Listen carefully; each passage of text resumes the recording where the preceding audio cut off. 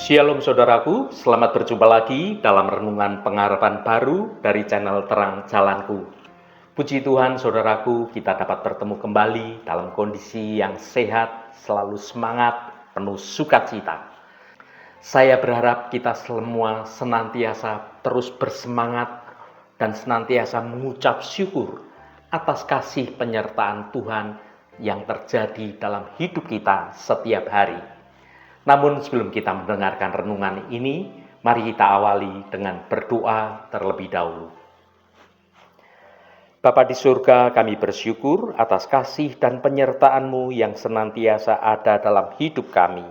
Saat kami akan merenungkan firman-Mu yang menjadi terang bagi jalan hidup kami, bukalah hati dan pikiran kami. Curahkanlah Roh Kudus-Mu agar kami dapat mengerti akan kebenaran firman-Mu ini. Tolonglah kami ya Tuhan, untuk selalu memprioritaskan akan kehendak-Mu dalam setiap keputusan, sehingga pilihan kami hari ini dan pilihan seterusnya sesungguhnya senantiasa memuliakan nama Engkau. Terima kasih Tuhan, dalam nama Tuhan Yesus Kristus kami berdoa. Haleluya, amin. Saudaraku yang terkasih, dalam perjalanan hidup ini, seringkali kita terjebak dalam pemikiran bahwa warisan yang terbaik yang bisa kita tinggalkan bagi orang-orang yang kita cintai adalah harta benda duniawi. Kita bekerja, membanting tulang, mengumpulkan pundi-pundi kekayaan, bahkan melakukan berbagai macam investasi, baik itu dalam emas atau properti dan juga beberapa saham, dengan harapan semua itu akan menjadi jaminan bagi masa depan yang aman dan bahagia bagi anak bahkan cucu kita. Tentu tidak ada yang salah dengan mempersiapkan kebutuhan secara materi. Namun Alkitab mengajak kita untuk berhenti sejenak dan meninjau ulang prioritas hati kita. Pernahkah kita bertanya, apakah emas dan segala harta benda duniawi itu dapat menjadi jaminan bagi kedamaian hati kita? Apakah kekayaan semata itu mampu menuntun seseorang mengambil suatu keputusan yang benar di tengah badai kehidupan yang sedang terjadi? Seringkali harta yang melimpah tanpa dasar karakter yang kuat justru bisa menjadi bumerang bagi pemiliknya. Hari ini Tuhan mengingatkan kita bahwa ada satu harta yang nilainya jauh melampaui kiloan emas yang murni, yaitu hikmat ilahi. Hikmat bukan sekedar kepintaran otak, melainkan suatu kemampuan dalam memandang dan dalam menjalani hidup dengan caranya Tuhan. Mari merenungkan bersama.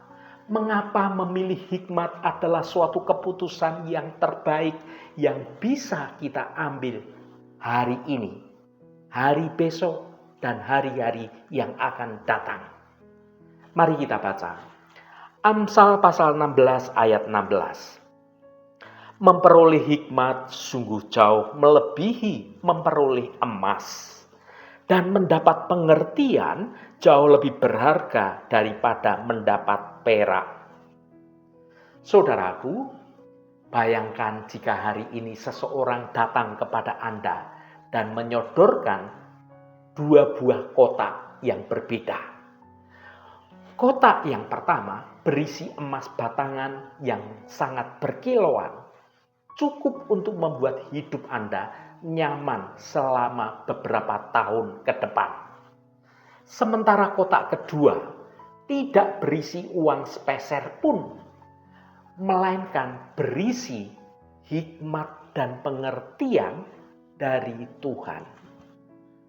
Mana yang akan Anda pilih secara spontan?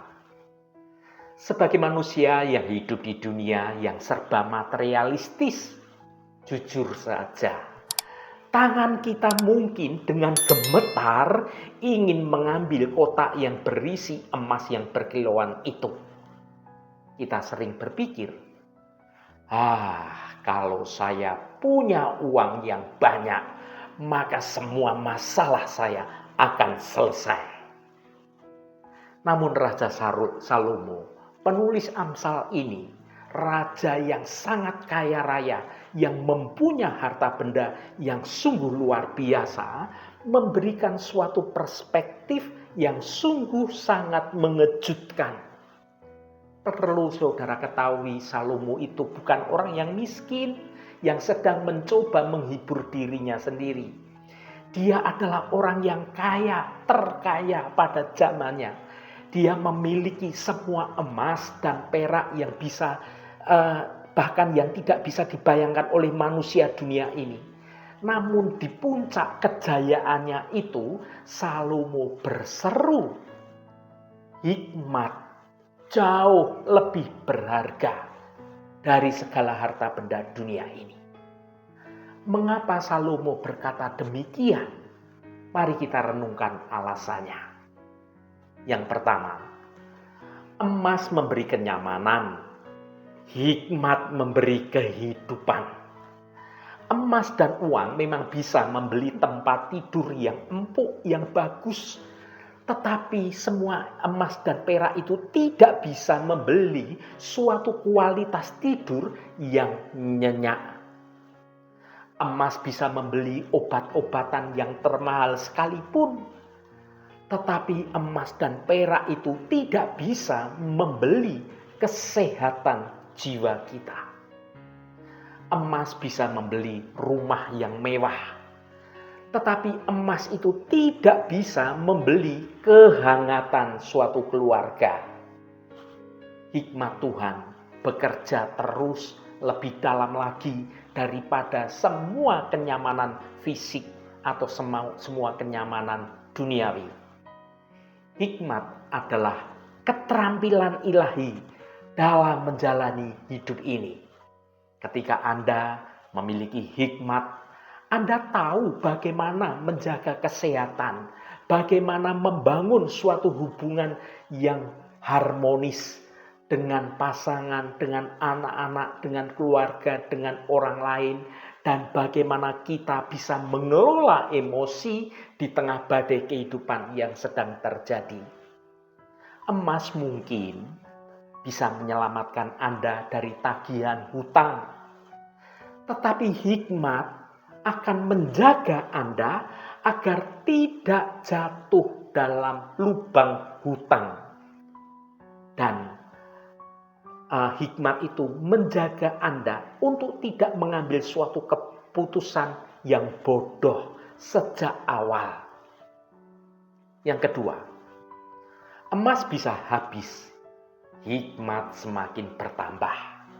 Sifat dasar materi, entah itu emas, perak, atau uang, semua itu adalah fana. Ia bisa dicuri, ia bisa hilang nilainya karena inflasi, atau bahkan habis karena dibelanjakan. Semakin sering Anda menggunakan emas Anda, semakin berkurang jumlahnya. Sebaliknya, hikmat memiliki sifat yang sungguh sangat unik. Semakin hikmat itu sering digunakan, maka hikmat itu semakin tajam dan semakin bertambah. Hikmat tidak bisa dicuri oleh siapapun, karena hikmat itu tersimpan di dalam hati, di dalam pikiran yang takut akan Tuhan. Ketika Anda membagikan uang, maka uang Anda akan berkurang. Tetapi ketika Anda membagikan hikmat yang Anda miliki, membagikan nasihat yang bijak kepada orang lain, maka hikmat Anda justru semakin akan teruji, lebih mendalam lagi, kualitasnya semakin membaik, dan Anda terus bertambah-tambah dalam hikmat dan kebajikan. Ini adalah harta yang kekal. Yang ketiga, warisan yang menyelamatkan. Seringkali orang tua bekerja dengan keras siang dan malam, mengorbankan waktu ibadahnya dan waktu bertemu dengan keluarga mungkin hanya demi memupuk emas dunia untuk diwariskan kepada anak-anaknya. Tujuannya mulia, supaya anak-anaknya tidak susah dalam materi dunia. Namun perhatikanlah fakta yang sering terjadi. Berapa banyak warisan kekayaan malah justru menghancurkan hubungan antara anak-anak yang tidak memiliki karakter yang baik. Memberi emas kepada orang yang tidak memiliki hikmat, maka sama seperti memberi kunci mobil sport kepada anak yang masih di bawah umur anak TK. Ini bukan berkat, ini malah mendatangkan bencana. Warisan terbaik yang kita miliki dan kita bagikan bukanlah deposito yang kita punya, melainkan hikmat takut akan Tuhan. Nilainya kekal. Jika anak-anak kita memiliki hikmat yang dari Tuhan, mereka bisa mencari emas dunia mereka sendiri dengan cara yang benar, dengan cara yang baik. Lebih dari itu, mereka akan tahu cara menggunakan berkat Tuhan itu dengan bijak untuk memuliakan nama Tuhan. Hikmat dari Tuhan memampukan seseorang untuk terus bertahan hidup dalam situasi sesulit apapun. Sementara emas dunia hanya berguna ketika pasar dunia ini sedang baik-baik saja. Tetapi ketika terjadi goncangan pasar dunia, maka segala sesuatu harta benda itu menimbulkan kecemasan, ketakutan, kekhawatiran dalam hati yang memilikinya. Yang 4, kompas di tengah lautan. Hidup ini penuh dengan pilihan yang tidak mudah, yang rumit. Emas tidak bisa memberitahu Anda siapa yang harus dinikahi, pekerjaan mana yang sesuai dengan panggilan Tuhan, atau kapan kita harus berkata ya dan berkata tidak.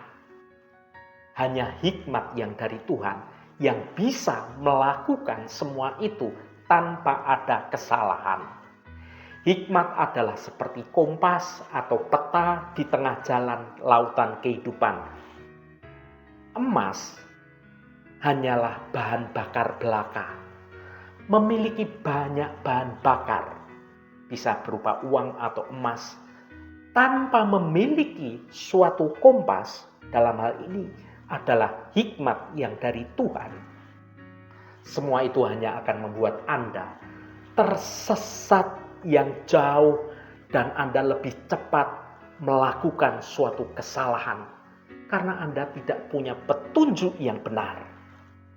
Mendapat pengertian dari Tuhan berarti kita bisa melihat hidup dari sudut pandangnya Tuhan, membedakan mana yang jahat, mana yang baik, serta mana yang sekedar boleh dan mana yang sebenarnya berguna. Saudaraku yang dikasihi Tuhan, pahamilah saudaraku bahwa Tuhan itu tidak melarang kita menjadi kaya. Namun Amsal 16 ayat 16 mengingatkan kita tentang prioritas yang benar menjalani hidup ini. Jangan sampai pengajaran kita akan emas dunia mengorbankan waktu kita dalam mencari hikmat yang dari Tuhan. Jangan sampai kita ini sibuk memperkaya diri, mempertebal dompet kita, tetapi kita memiskinkan jiwa kita. Hari ini, mari kita ubah pola hidup kita, pola pikir kita, pola doa kita. Daripada hanya meminta, Tuhan berikan aku berkat yang banyak. Mari kita berdoa seperti Salomo. Tuhan, berikan aku hikmat dan pengertian. Karena ketika kita memiliki hikmat yang dari Tuhan, kita ini memiliki kunci untuk dapat menghadapi segala tantangan hidup dengan kemenangan. Haleluya, Tuhan memberkati kita semua. Mari kita tutup renungan ini dengan berdoa. Bapa di surga, kami datang di hadapan-Mu saat ini merenungkan firman-Mu dalam renungan ini.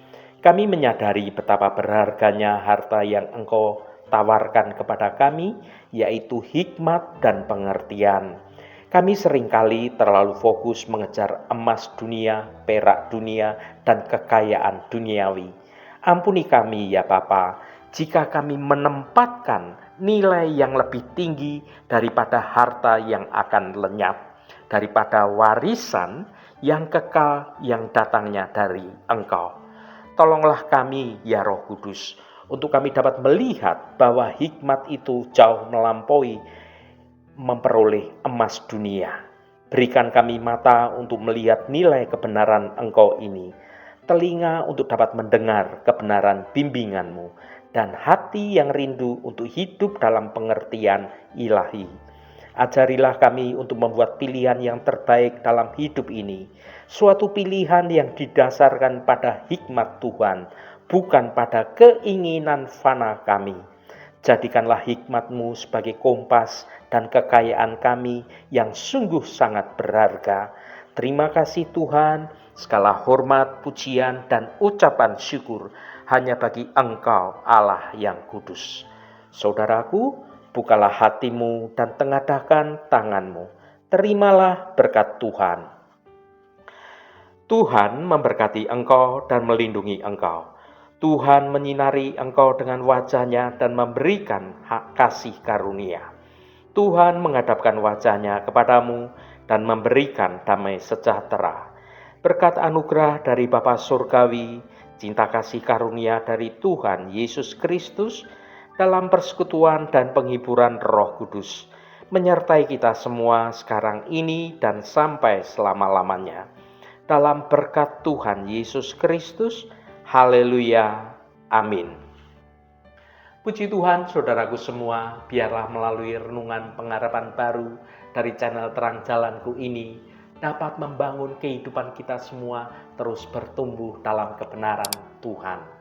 Saudaraku, saya sangat senang sekali dan berterima kasih jika Anda berkenan memberikan komentar pada konten video ini dan bagikan renungan ini pada teman dan sahabat Anda agar mereka diberkati juga melalui renungan ini. Terima kasih saudaraku, sampai bertemu kembali. Shalom, Tuhan memberkati.